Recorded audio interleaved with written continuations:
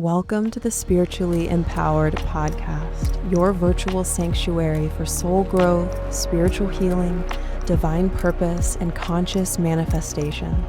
Together we'll explore mysticism and magic, Buddhist and yogic teachings for inner liberation, shamanic energy medicine, psychic development, and tools to wield your power and protect your energy during this time of global awakening. I'm Ashley Coleman, ordained shamanic minister, advanced energy medicine practitioner, spiritual teacher, and devoted student of life's deepest mysteries.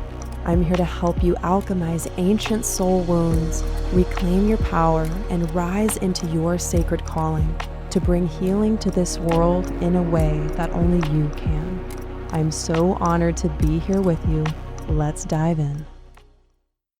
Hello, beautiful soul, and welcome to another Mystic Monday. This month's teaching is all about the alchemical marriage, uniting the unconscious and the conscious mind, uniting the masculine and the feminine, uniting your inner solar qualities and your inner lunar qualities. We see this with the yin and the yang from Taoism, where this is the great work. The hieros gamos of inner union. To heal means to become whole again. It's not about severing yourself, cutting off your jealous parts or your parts that you thought were unlovable back in the day. That's what created our trauma, is fragmentation. Or that's what we did to survive our trauma, is we fragmented, we put ourselves into pieces so as to self-preserve in a traumatic experience where we didn't feel like we could process it and go into the emotions fully. So we split off so often. We do this. We split off from our totality, where we imagine we're hovering above the event, or we have this soul loss, as the shamans would call it.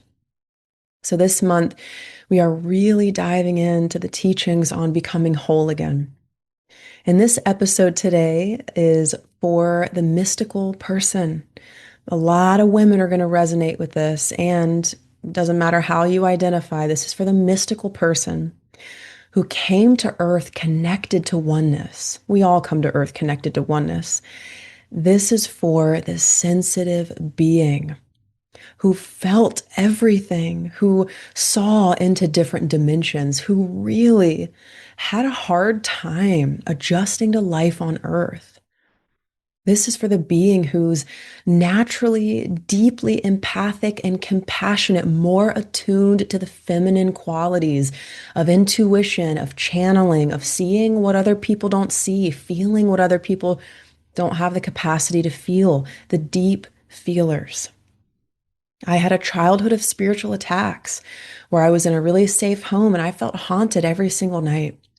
So I know that I am that type of soul, a deep feeler, someone who is meant to be a healer on this planet. In the Western world, we often medicate these type of souls and put them in mental hospitals. I've been in a mental hospital. I checked myself in because I felt really unstable. And what it was a spiritual dis-ease. And I really want you to hear this, if you're resonating already, that nothing is wrong with you. You are the healer, the light worker, the person we've been waiting for. Culture told you you're wrong, you're bad, you don't fit in. But if you were raised in a shamanic culture, you would be likely taken and trained. Instead of being taken to a mental hospital, you would be taken to spiritual training. Because if you don't fit the mold in these other cultures, you are a leader. You are recognized as somebody that doesn't fit the mold. And so you are here to be progressive with change, to help the tribal culture evolve spiritually, to create change. So it's time to awaken your identity of being a healer. You don't fit in, because you are meant to find your own people, and you will fit in when you find and as you find your people. But you don't fit into the norm. You can't follow the crowd. You're not coded to do that. In the whole world, your culture, your society, your upbringing may have made you believe that you're bad and you're wrong and you don't fit in. And maybe you spent years of your life trying to bend yourself, but you're different. And the Mystic's Path Mystery School is for you, the sensitive being who is awakening to their identity as a healer on this planet. And in this episode, I want to bring you into a necessary practice and understanding for souls like me. And this is the masculine principle.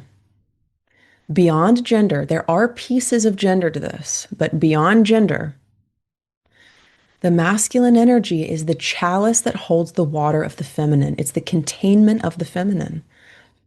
Carl Jung talked about individuation and integrating the shadow and how a woman has an inner man, I believe it's the animus, and a man has an inner woman, the anima. And we, on our path to wholeness, get to evolve our inner feminine and masculine and marry them. The Hieros Gamos, the great work, the philosopher's stone of alchemy, the inner covenant of your masculine and feminine energy. And your first representations of these energies are mom and dad, or lack thereof, whatever your experience was in your upbringing. Your first coding that you experience as conditioning on this planet with the masculine is father. And the first coding you experience is the mother for the feminine. The two wings of Buddhism. I'm an interfaith minister and a shamanic minister, so I got to weave the traditions here. The two wings of Buddhism are compassion and wisdom. Think about the feminine energy as connected to love.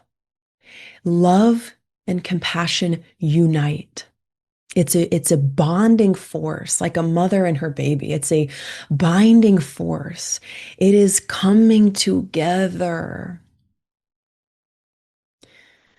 It is complete, unconditional love, compassion, empathy.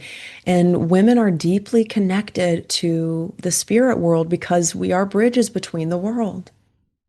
With the womb, we have a portal within us.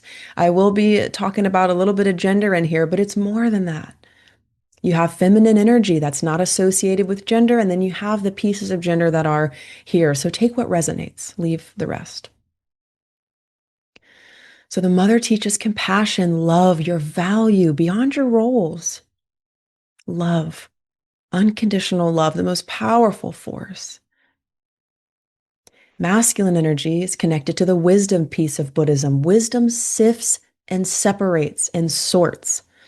To be wise is to have experience of contrast, where you have 20 failed relationships, meet your dream person, and now you have the wisdom of how you got from A to B. This is the masculine energy. So we have the uniting force and the separating force. And some people talk about the masculine energy as the I am.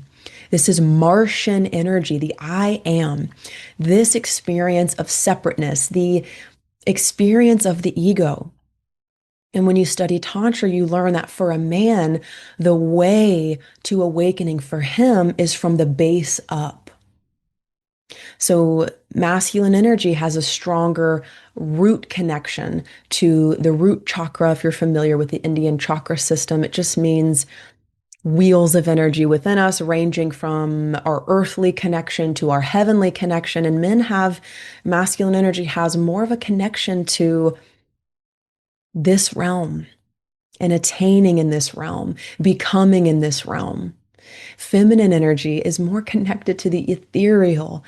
We're visionaries. We see things. We prophesize. We're the oracles of a culture, where men and masculine energy is more connected to the warriors of the culture and people who protect and secure the land and the home, who provide containment and security.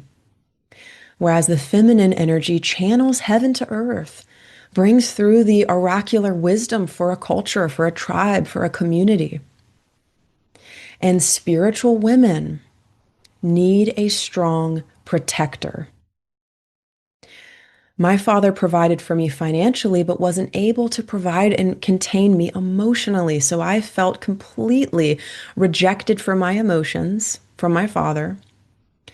And I felt unsafe in my emotions because he wasn't able, God bless him, I love him so much, but he wasn't able to meet my depths. And so I was left to my own devices.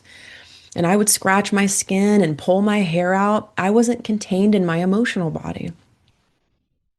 So then my task as an adult is to grow my inner masculine. When the feminine is lacking masculine, it's emotional possession, it's chaos, it's inspiration without action.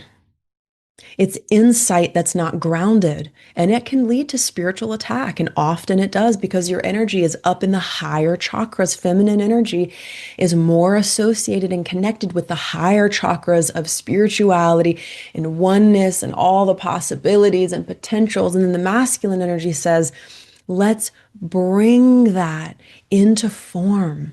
Without a strong masculine, you get stepped on by the world, spiritually and physically. There are beings in the spirit world that do not serve love, just like there are humans that are dangerous and don't serve love. So think about your inner masculine as your inner provider and protector. And for women, the masculine energy is a little bit less mature than the feminine energy, vice versa for men. So as a sensitive healer soul, it is required, it is necessary to evolve your inner masculine. The inner masculine sets the boundaries. And I learned this the hard way because I would walk into a grocery store and I would feel everything. I would think all these thoughts and I would panic. Why? Because my auric field, my emotional body was bleeding through into the environment. I didn't have a sense of separateness that's needed to be balanced on this planet. And then if you talk about too much masculine energy, life is black and white. There's no joy, there's no pleasure, there's no inspiration from above. Life is too dry and boring and dull, and there's a lack of connection. There's a lack of intimacy. What I've really experienced, though, is too much yin or feminine and not enough masculine or yang. And when one's out of balance, so is the other one. And a real practical way to look at this, a practical example is, say I got triggered, I feel really upset. The imbalanced feminine would get possessed by that emotion, which means it hijacks the nervous system and you react from a place of emotional possession. When you're in a state of a trigger, your nervous system gets hijacked. And it's like you have a desktop computer with a little file that says the abandonment wound, and it gets double clicked and it takes over the whole screen, which means the unconscious wound takes over the conscious mind. So in order to rebalance this, we got to wake up in the dream and bring the light of consciousness down into the body and create some boundaries with our emotions. This could look like setting a timer for 15 minutes and screaming and crying or raging, punching pillows safely. And when that timer goes off, you start to cool down and drink some tea and understand what you've learned and where these emotions are guiding you. Emotions bring truth often, right? If you get really angry, maybe a boundary was taken advantage of and you need a stronger force field around you, right? So emotions are messengers. Too many people on this planet get possessed by their emotional bodies and they react from that place. And when you react from emotional possession, you regret what you do. You might hit, you might throw a phone, you might yell, you might say something that is irreparable in your relationships. And I'm a deep feeler, so it's my duty to hold space for myself, to move my body, to move the emotions through my body, to stop frickin' analyzing them and actually get on all fours and start screaming and safely and start crying and start pounding the pillows. Emotions do not live in your brain. They need to be expressed physically or they get stuck and stagnant and they bear weight over you, which is connected to physical weight. Physical weight and overeating and binge eating, I've totally done this, and I had a real problem with this. I was creating a boundary with food and with physical weight. It's a barrier between me and the world. A lot of sensitive people struggle with food and struggle with weight. Why? One reason is because they're trying to create a boundary. Every habit that you do, whether it's positive or negative, is a self-preservation habit. The addiction's trying to balance you out. The binge eating is trying to balance you out. And I'm saying, listen, I was addicted to pot for 7 years. I had a binge eating problem, and I've gotten out of those. I've cleared those. I've released those. I used to feel trapped because I started to understand that there's a spiritual root cause to these diseases. And for the binge eating and for the spiritual woman, the spiritual feminine energy, we've got to set up security. This is about spiritual security. You're not too much. You're not too sensitive. That's BS. You're not too this. You're not too that. You're not enough. You just need to learn how to wield your power in the physical world and in the spiritual world. And I have a whole free bundle on this. It's an energy mastery bundle. Go get that right now. It's in the description. I'll link it everywhere below in the comments and the description. This has helped hundreds of people, hundreds of my clients, to place proper energetic boundaries and shields over their body and aura so that they go into the grocery store and they're sealed. How many thoughts are you thinking that don't belong to you? How many emotions are you feeling that don't belong to you? One time I was sitting at a stop sign and my mind was bup, bup, bup, bup, bup, bup, bup, bup, bup, bup, bup, bup, bup, and I stopped at the stop sign and I said, out loud, I turn all my psychic gifts off now. And it went dead silent. Learn to wield your spiritual power by placing proper boundaries. And once I started doing this, I let go of my binge eating. It just fell off. I didn't fight it and beat it to the ground and then win. I received the wisdom in the binge eating. I received the understanding of why I was doing this to balance myself out. Control is also a piece with binge eating because we don't feel control of our aura. We don't feel control of a part of our life. And so we use food as a way to release that, to regulate that, where we feel powerless. And so we try to take our power back by controlling other things that really don't serve us. But really, when I started to do these spiritual boundaries and close off my spiritual gifts and say, listen, I am in my body and I'm not available from this moment forward. I am not available to take on any energy that does not belong to me. And a true mystic is going to put this to practice. A mystic is a practitioner of spirituality. It's not just about hearing and learning and learning and learning and learning. No, you stand up, you do the verbal command, and you F around and find out and see, feel, and know the difference. Don't take my word for this. This is the core of what I've been teaching for over a decade, and I learned the hard way. By bleeding into others, by not knowing who I am, by not knowing the borders of my identity. I didn't know who I was. I didn't know my thoughts. There was no security between me and the world. So your inner masculine is the security. And if you were like me and I was waiting for a man to save me and waiting to be saved like the castle and come and save me from the dragon, that's the wounded maiden of the feminine archetypes.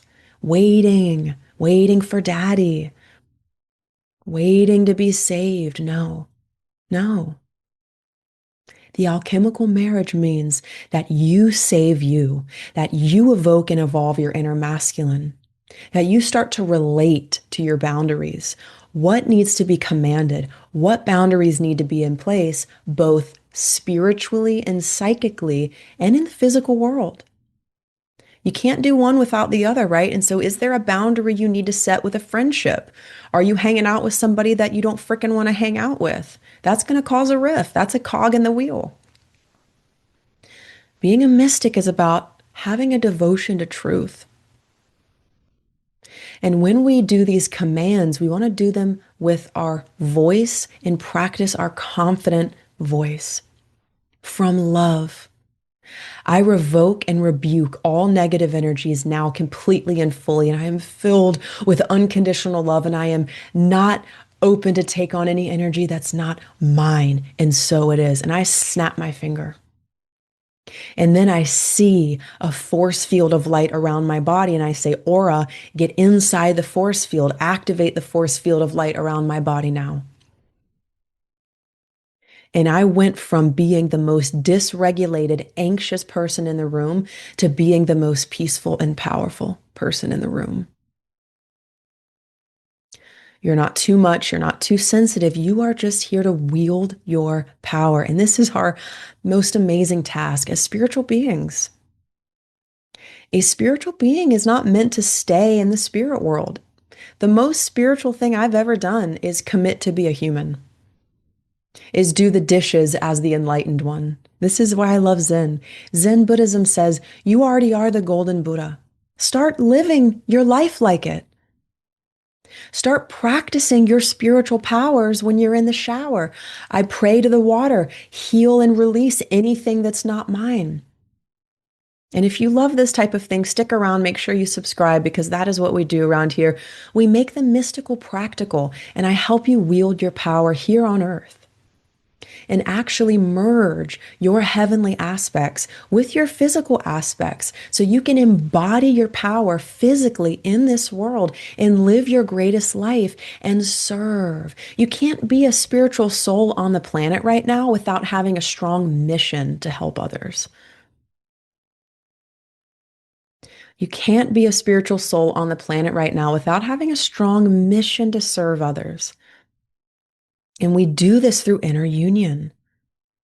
That's the first step, is to embody your wholeness. You can't embody your wholeness and not move forward with your purpose. You will be called and called and called to serve and help, and you'll get ideas from that feminine energy, and then you'll be able to live them out and give birth to them physically. What good are ideas if we don't bring them to life? My inner feminine wrote my poetry book. My masculine said, I'm going to figure out how to get a barcode. I'm going to figure out the linear path to bring this vision and this art to life, so I can actually put that book in somebody's hands. And I did that. In 2020, I published a book of poetry called Awake in the Dream. Waking up, not the dream like lucid dreaming at night, but waking up from spiritual sleep in your day-to-day life, because you are the golden Buddha. The Christ and the queendom and the kingdom and the heavenly energies live within you right now. And as a spiritual person, you have the task to wield your power on this planet. And the foundational practice of that is psychic and spiritual boundaries. And I'm here to help you with that. And I'm here to tell you, you're not crazy. Nothing's wrong with you. You have a lot of power. You just need to wield it. So go grab that meditation, or that bundle. In there is a whole PDF on commands, how to use them, how they work. And a command, for example, is I revoke all negative energy today fully and completely. That's a command. So I break down commands. There's 2 guided meditations, a morning meditation, an evening meditation, to secure your energy. I'll teach you how to do this so that you can do it yourself every single day, or you can listen to the meditation every day and I'll walk you through it. Your choice. I'm here to support you on your path. When you do these practices, you are free from being bombarded by energies and wounds and thoughts that do not belong to you. Your joy wakes up, your power wakes up, you're in relationships that are meant for you, where you're not too much or not enough, but you're just right. And you're more than enough. So that's the teaching for today. This is the alchemical marriage of bringing the heavenly energies down to earth. I hope this served you. Let me know in the comments below if you're on YouTube. And remember, I have this show both on my podcast, the Spiritually Empowered Podcast, which is the audio version, and I have it as well as a video version on YouTube. And Thank you so much for being here. Like, subscribe, all the things. Send this to a sensitive soul who you care about. This could be life-changing for them. I love you, and I'll see you next week. Thank you so much for tuning in today. If you loved this episode, share it with somebody who you really feel would benefit from this message. I'm sending you lots of love, and I'll see you in the next episode.